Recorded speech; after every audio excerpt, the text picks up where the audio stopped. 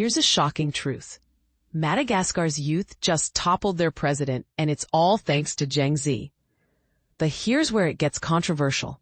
Was this a revolution or a military coup in disguise? Let's dive into the story that's shaking the island nation to its core. As the sun dipped below the horizon at Place du 13 Mai in Antananarivo, Madagascar's capital, the air buzzed with energy. Thousands of people danced, cheered, and waved to the pulsating beats of rap and reggae, celebrating a victory hard won.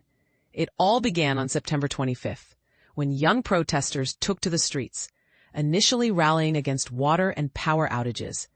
But their demands quickly escalated, calling for a complete overhaul of the political system. And this is the part most people miss. This wasn't just a protest. It was a movement fueled by decades of frustration over poverty, corruption, and neglect. Place du 13 Mai, the heart of the protests, holds deep historical significance. Since 1972, when 40 student demonstrators were killed there by security forces, it has symbolized the fight for democracy in Madagascar. When the protests began, military police blocked access to the square, but everything changed on October 11th. The elite military unit Capsat, responsible for personnel and logistics, shockingly sided with the protesters, escorting them to the square. The next day, President Andry Rajoelina reportedly fled to Dubai on a French military plane. By Friday, Capsat's commander, Colonel Michael Randrianarina, was sworn in as transitional president, promising to hold power for 18 to 24 months. The young protesters, united under the banner of Gen Z Madagascar, were jubilant.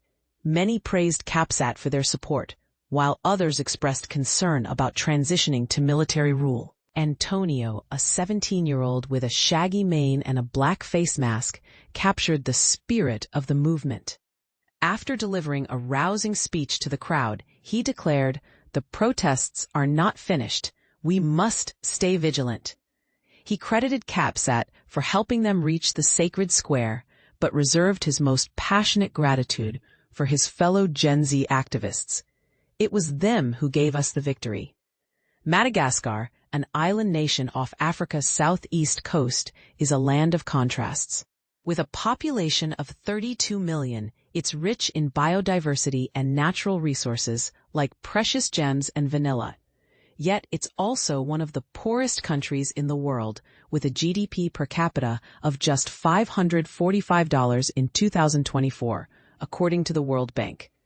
Corruption is rampant, and only 5% of the population holds formal salaried jobs. Over half of its people are under 20, making it no surprise that youth-led protests erupted when 2 counselors were arrested for organizing demonstrations against basic service failures. Gen Z Madagascar, a leaderless group, quickly mobilized online through Facebook, Instagram, Discord, and Signal. Inspired by similar movements in Indonesia, the Philippines, and Nepal, they adopted the skull and crossbones flag from the anime series One Piece. But with a local twist, the skull wore a pink and green Satroka bucket hat, a nod to Madagascar's Betsileo ethnic group. This flag now flies proudly in Place du 13 Mai. The government's initial response was brutal. At least 22 people were killed in the first days of protests, according to the UN, with some shot by the gendarmerie and others caught in violence by criminal gangs. Rajoelina disputed these numbers, claiming only 12 deaths, all looters and vandals. But the tide turned when Capsat announced on October 11 that they would not fire on protesters and called on the military to join them. Ina Sarabidi Randriamiharisua, a 28-year-old mining truck mechanic, joined the protests despite the risks. Shot in the thigh by a live bullet, he later had to have his leg amputated. "I did it for my country," he said, embodying the movement's sacrifice and determination. Capsat's intervention was seen by many as a courageous act of solidarity, shifting public perception of the unit, which had previously been involved in the violent 2009 coup that brought Rajoelina to power.